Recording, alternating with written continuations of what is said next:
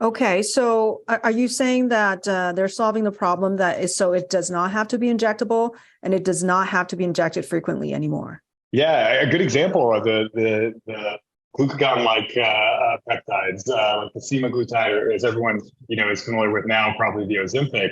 Yeah.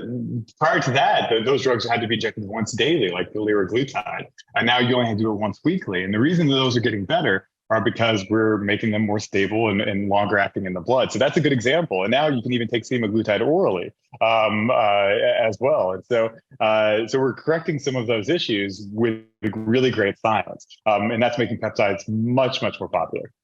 Wow. So when they in the process of making these a little bit more accessible and easier to handle, are they changing the structure to the point that is not natural anymore? Like the strict Yeah. expense of being natural? Yeah, these that's the great thing about, I would say, the biochemistry just generally is our body, starts with DNA. That DNA creates RNA, which creates proteins and peptides. And so whenever we're designing these drugs, we're really mimicking body's natural processes. And so they can be very natural. And at first they were. Some of the earliest peptides were things like insulin, right? Synthetic insulin, mimicking exactly what the body had. But then we got more advanced. And by changing that natural product, we can make just a very small amount of changes, but for large benefit. So going back to those growth hormone secretagogue peptides, those peptides which can increase growth hormone by encouraging your pituitary to release growth hormone.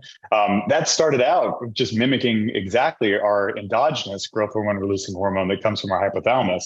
But then we started to substitute some amino acids. And by doing that, we increased the half-life. So instead of just 8 minutes of stimulation, we might get 30 or even longer. And so by doing that, we are changing them from their natural structure. So we're getting rid of what is sort of equivalent for the body's production, but we're tweaking them just enough to have the same effect, but to have better pharmaceutical profiles.